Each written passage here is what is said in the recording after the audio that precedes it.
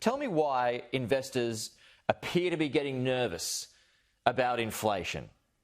Morning, Pete. How are you? Yeah, they are more than getting nervous. The market is really starting to put up pressure around that idea. Why it's there is that inflation is basically the core mandate of a central bank. Doesn't matter which country you want to choose, that's what they're there to do, to basically keep it in check and moderate it between a certain rate. So in the US, it's 2%. For us here in Australia, it's between 2 and 3%. Why we're getting nervous about that and what markets are starting to really pick up on is that inflation, basically since around October last year, has really started to move quite quickly across the globe. Australia is certainly forefront of that, considering that we've actually handled the COVID crisis significantly better than most.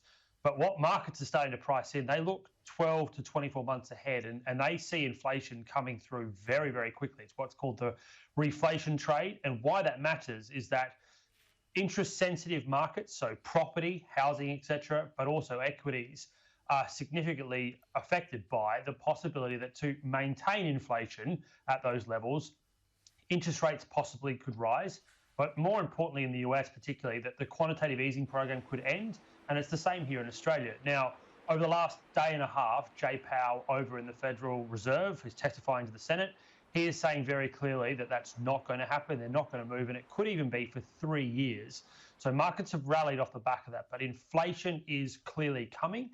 We could get a small pop because we are certainly moving in a way that suggests that inflation is going to roar back very, very quickly and probably faster than forecasted. As for wages growth yesterday, pretty solid, Evan. Can that continue? It can, and that's partly to the first question as well around inflation, is that wages are actually showing that that's part of the whole story. So we actually grew by 0.6% in the last quarter of 2020, which is pretty impressive considering that, we still weren't back on our full feet when we still aren't. We know that employment growth has been very good, but most of it's in part-time rather than full-time. To actually see those kind of wage growth numbers during a recession and during a pandemic, I think is reasonable. And considering the January and February employment data numbers that we've been seeing, you would expect it. It's a question of what happens from 31st of March when JobKeeper goes out.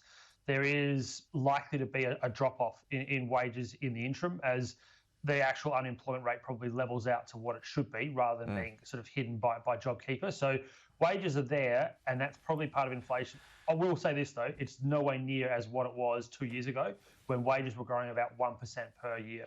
Okay, Evan, we've got a press conference in a couple of hours' time, just over 2 hours' time, featuring Qantas today. It's going to be delivering its financial report card. What do you think is going to be in that? What sort of news is that going to reveal?